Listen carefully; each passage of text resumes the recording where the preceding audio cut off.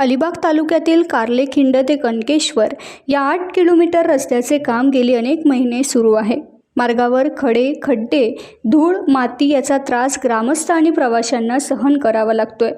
या मार्गावर अवजड वाहनांची वाहतूक होत असते। शिवाय स्थानिक नागरिक, पर्यटक यांची सुद्धा कायम वर्दळ असते।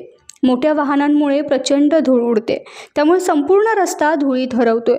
वाहन चालक, ग्रामस्थांच्या आरोग्याचा प्रश्न निर्माण झालाय।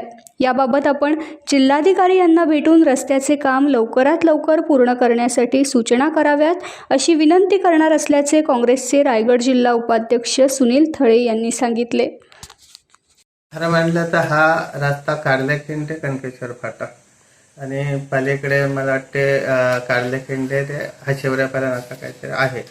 पण कार्लेखिंड कनकेश्वर फाटा हा 7 ते 8 किलोमीटरचा रस्ता आहे आणि त्याच्यात 2 ग्रामपंचायत समावेश होतो, परोरपाडा आणि मागवा।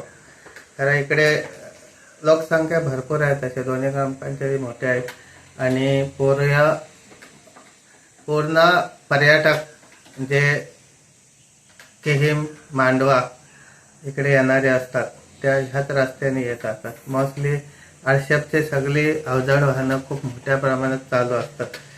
काम चालू केल्यापासून 5-6 महिने झालेत, अतिशय धीम्या गतीने काम चालू आहे। एकीकडे गटार खोदतात, एकीकडे रस्ता खोदून ठेवतात। धुळीचं एवढं साम्राज्य झालंय, इथे लोकल हॉस्पिटलना जागा नाही। खोकला आणि कमरेचे आजार, लोकांना बाईकवर जातात तेव्हा।